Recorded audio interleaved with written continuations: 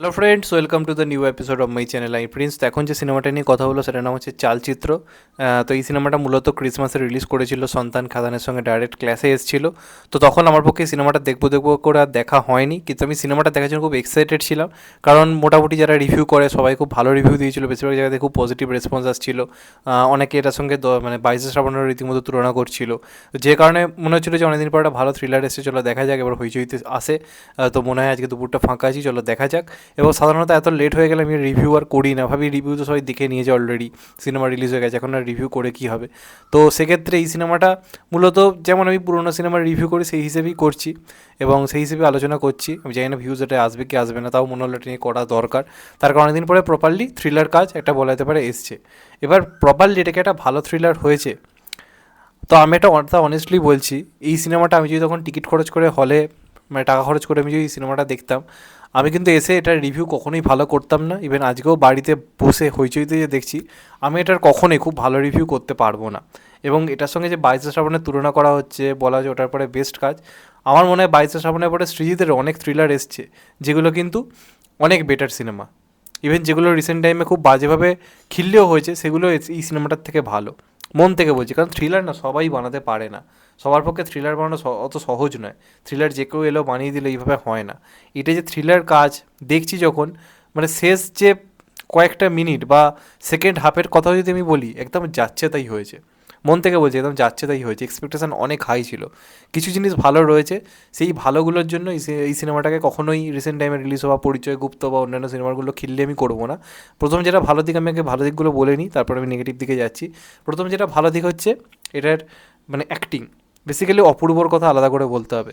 অপূর্ব না থাকলে এই সিনেমাটা যাচ্ছে তাই জায়গায় গিয়ে পৌঁছতো। কারণ অপূর্বকে যে একটা ক্যারেক্টার দেওয়া হয়েছে, একটা ডার্ক সাইডের ক্যারেক্টার, বেসিক্যালি অভিনেতাটা এত ভার্সেটাইল একজন অভিনেতা। এই কদিন আগে আমি দেখলাম ওই যে নাটকটা এসেছিল, পুরোপুরি একটা রোম্যান্টিক ক্যারেক্টার, মন্দুয়ারির কথা বলছি। আবার আজকে এরকম ক্যারেক্টার, একটা ডার্ক সাইডের ক্যারেক্টার ফাটিয়ে রেখে দিয়েছে। এই চরিত্রে যে প্রচুর যে স্পেস রয়েছে গল্পের মধ্যে তা কিন্তু নয়, কিন্তু যেটুকু রয়েছে সেটা যদি না দমদারভাবে করতে পারতো, এই সিনেমাটা দেখতে যাচ্ছে তাই লাগতো, যাচ্ছে তাই লাগতো। তো অপূর্ব কোথাও গিয়ে আমার মনে হয় সিনেমাটাকে জাস্ট বাঁচিয়ে দিয়েছে এবং আলাদা লেভেলে কাজ করে। অপূর্বর জন্য এই সিনেমাটার আপনি চাইলেও খিল্লি বা মজা ওড়াতে পারবেন না। এই খিল্লি বা মজা ওড়ানো বা রোস্ট করা এর মাঝের যে ব্যবধানটা বা বলা যেতে পারে সেতুটাকে বাঁচিয়ে দিয়েছে কোথাও গিয়ে মানে অপূর্ব, এবং তার সঙ্গে সঙ্গে ব্রাত্য বসু ছোট্ট একটা চরিত্রে মানে ফাড়ু কাজ করেছে। এই দুজন কাঁপিয়ে রেখে দিয়েছে। টোটা রায়চৌধুরীকে ভালো মানিয়েছে। বাদ বাকিরা যে যে চরিত্রে ভালো অভিনয়, প্রত্যেকেরই অভিনয়ের কথা আলাদা করে বলে লাভ নেই। প্রত্যেকে ভালো অভিনেতা, ভালো তারা অভিনয় করার সুযোগ পেলে ভালো ভালো অভিনয় করবে। অনির্বাণ চক্রবর্তীও ভালো কাজ করেছে। আলাদা করে বলতে হবে যে পুতুল চরিত্র অভিনয় করেছে যে মেয়েটা, ওনার ভালো নাম আমি ঠিক জানি না, তাই এক্সট্রিমলি সরি।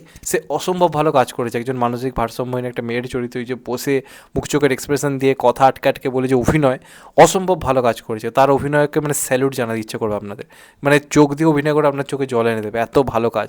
পুরো সিনেমায় যখন সে থাকে চোখ সরানো যায় না তার পারফরমেন্স থেকে, অসম্ভব ভালো কাজ করেছে। এইগুলো হচ্ছে এই সিনেমার একমাত্র পজিটিভ দিক। আর কিছু কিছু ক্ষেত্রে কিছু ক্যামেরা অ্যাঙ্গেল বা সিনেমাটার মধ্যে যেটা ডার্ক টোন রাখা হয়েছে সেটা ভালো লাগে দেখতে।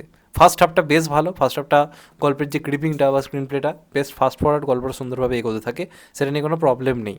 এটার প্রবলেম হয়ে যায় কোথাও কি হচ্ছে সেকেন্ড হাফে।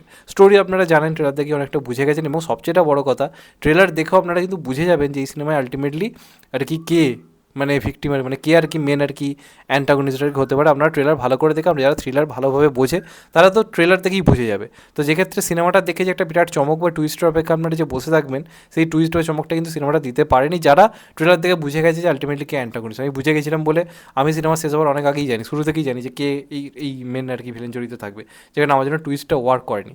যেটা ওয়ার্ক করতে পারতো সেটা হচ্ছে এই গল্পের মধ্যে যে পুলিশ এবং এই ভিক্টিমের মধ্যে যে একে অপরের চোখ ধাঁধা যে পালিয়ে যাওয়া, এই যে ব্যাপারটা, সেটাই ঠিকঠাকভাবে রাখতে পারতো, তাহলে কিন্তু সিনেমাটা খুব ভালো সিনেমা আমার কাছে হতে পারতো। আমি জেনে গেছি যে কে এই কাজটা করেছে, আমি প্রথম থেকে নয় জেনে গেছি, কিন্তু একটা যে মাথার মধ্যে দিয়ে খেলানো, কীভাবে পুলিশের হাতে চোখের ধুলো দিয়ে পালাচ্ছে বা পুলিশ কেন ধরতে পারছে, এই যে ব্যাপারগুলো অনেক ভালো হওয়া দরকার ছিল। এই গল্পে পুলিশগুলোকে যে দেখানো হচ্ছে, তাদের কার্যকলাপ যেভাবে এগোচ্ছে, প্রচণ্ড বোকা বোকা লাগে। আপনার মাঝে মাঝে মনে হবে যে পুলিশগুলো একটা গাধা, এবং এরকম গাধা পুলিশ আমাদের চারপাশে রয়েছে বলে অপরাধ এত হচ্ছে। এটা একটা বোঝানোর চেষ্টা করা হয়েছে। এই চরিত্রগুলো এমনভাবেই মানে দেখানো হয়েছে, এমন এমন এদের কার্যকলাপ, এমন এমন ইম্পর্টেন্ট সিচুয়েশানে এমন এমন কিছু ঘটনা ঘটাচ্ছে, জাস্ট লিটারেলি আপনার দেখে রাগ ধরে যাবে। যেগুলো পুলিশ মানে আমি একটা সিচুয়েশান বলছি, এমন একটা সিচুয়েশান যেখানে 4টে পুলিশ আর কি ওকে ধরার জন্য এক একটা জায়গায় আর কি রয়েছে, যে এলে ধরবে। এরকম একটা সিচুয়েশানে দেখা যাচ্ছে কোনো একটা পুলিশ প্রেমিকার সঙ্গে ফোনে ভ্যাজ করছে, কোনো একটা পুলিশ নাক ডেকে ঘুমিয়ে পড়েছে, আর একজনকে ফোন করলে করেও মানে পাওয়া যাচ্ছে না, এরম লেভেলের জিনিসপত্র দেখানো হচ্ছে। তো এইগুলো একটা থ্রিলার, মানে কী বলবো, থ্রিলার দেখতে বসে আমি দেখতে পাচ্ছি যে ভিলেনকে পুলিশ যেন বলছে বেল মুঝে মার। মানে একটা ভিলেন যে রীতিমতো তাকে কাঠখড় পোড়াতে হচ্ছে একটা অপরাধ করার জন্য পুলিশের চোখে, থেকে পুলিশ ভিলেনের মধ্যে একটা যে জোরদার লড়াই, সেই জিনিসটাই নেই গল্পের মধ্যে। আপনি রাজশাসন দেখুন বা আঞ্জামপাথিরা দেখুন, সেখানে রীতিমতো পুলিশকে কাঠখড় পোড়াতে হচ্ছে বোঝার জন্য। এখানে ভিলেন খুব সহজেই করছে, কারণ তারপরে সামনে যে পুলিশ যে প্রতিপক্ষরা দাঁড়িয়ে রয়েছে তারা এক একটা গাধা।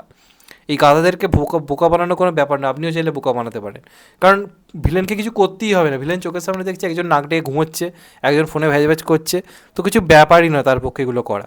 তো যে কারণে আমি কে জেনে গেছি সেটার পরও এই যে গল্পের মধ্যে যে থ্রিলটা বা একটা যে চোর পুলিশের যে লড়াই, চোর পুলিশ নয় সরি, ভিলেন আর পুলিশের মধ্যে যে একটা ব্যাপার, সেই জিনিসটাই গল্পের মধ্যে ক্রিয়েট করতে পারিনি, যেটা প্রচণ্ড আমার নেগেটিভ লেগেছে, প্রচণ্ড নেগেটিভ লেগেছে। এছাড়া সাবপ্লটে এমন এমন কিছু ব্যাপার রয়েছে, এদের প্রত্যেকের পারিপার্শ্বিক যে গল্পগুলো রয়েছে প্রত্যেকটা পুলিশের, সেগুলো জাস্ট একটু বোরিং লাগে। একমাত্র অনির্বাণ চক্রবর্তী এবং তার বাড়িতে যে মেয়েটা রয়েছে পুতুল বলে, তাদের যে কেমিস্ট্রিটা সেটা গল্পের মধ্যে তাও ম্যাচ করে, কিন্তু বাদবাকি এক্সট্রা যে ব্যাপারগুলো, টোটার সঙ্গে তার বউয়ের যে সম্পর্কটা, বা ওইদিকে আমাদের শান্তনু ওয়েসেরির সঙ্গে তার যে গার্লফ্রেন্ডের যে ব্যাপার স্যাপারগুলো, তার পরিবারের যে প্রবলেম যেগুলো দেখানো হয়েছে, সেগুলো জাস্ট এক্সট্রা, সেগুলো গল্পের মধ্যে কোনো মানে স্পেসই রাখে না, গল্পের মধ্যে কিছু যাই আসে না ওগুলো। তো ওগুলো আমার মনে হয় মানে কিছু সিনেমাটাকে এক্সট্রা বাড়ানো হয়েছে অনেক ছোটো করে এই গল্পে, মানে বাদ বাকি যে ক্যারেক্টারগুলো যেগুলোর ওপর গল্পে জোর দেওয়া যেত তাদেরকে অনেক আগে আনা যেত। শেষ 25 মিনিটে যেগুলো ঘটছে সেগুলো গল্পের 1 ঘন্টা আগে থেকে আনা যেত, কিন্তু সেই জিনিসগুলোর উপর জোরই দেয়নি। স্ক্রিন প্লে প্রচণ্ড উইক, স্ক্রিন প্লে প্রচণ্ড দুর্বল, এবং গল্পটাকে জাস্ট খেলাতে পারেনি। তো আমি এটা কখনোই একটা ভালো থ্রিলার বলতে পারবো না, কখনোই বলা যাবে না, এই নিয়ে কোনো সন্দেহ নেই। আমার সিনেমাটা একেবারেই পোষায়নি। আমার মানে দেখে ভালো লেগেছে শুধুমাত্র অপূর্বর অভিনয়ের জন্য আর ব্রাত্য বসুর পারফরমেন্সের জন্য। টোটো রায় চৌধুরী নিজের কাজটুকু ভালো করেছে, পারফরমেন্স নিয়ে কোনো কথা হবে না, কিন্তু পারফরমেন্স দিয়ে তো একটা সিনেমা ভালো হতে পারে না, বাদ বাকি জিনিসগুলো তো ভালো হতে হবে। সেই জায়গাগুলোতে পুরো হেগে ছড়িয়েছে, আমার একেবারে ভালো লাগেনি। তবে অপূর্বকে হ্যাটস অফ, এইটুকু একটা চরিত্র করেই বুঝিয়ে দিয়েছে যে কত পাওয়ারফুল একজন অভিনেতা, মানে কত স্ট্রং তার অভিনয়ের ক্ষমতা, সে বুঝিয়ে দিয়েছে। এটা আমাদের দুর্ভাগ্য, আমরা তার মতো একটা অভিনেতাকে পেয়েও কাজে লাগাতে পারিনি, অনেক ভয়ঙ্করভাবে হয়তো কাজে লাগানো যেত তাকে। তো এটাই আমার বক্তব্য এই সিনেমাটাকে নিয়ে। তোমাদের এটা নিয়ে কি মতামত অবশ্যই কমেন্টে জানিও। চ্যানেলটা নতুন হলে চ্যানেলটা সাবস্ক্রাইব করে দিও অ্যান্ড কেটে দেবে আইকন। ভালো থেকো সবাই, টেক কেয়ার, নমস্কার, আবার দেখা হবে। এখন তো বাই, সবাই ভালো থেকো, সুস্থ থেকো, টেক কেয়ার, নমস্কার, আবার দেখা হবে, ভালো থেকো।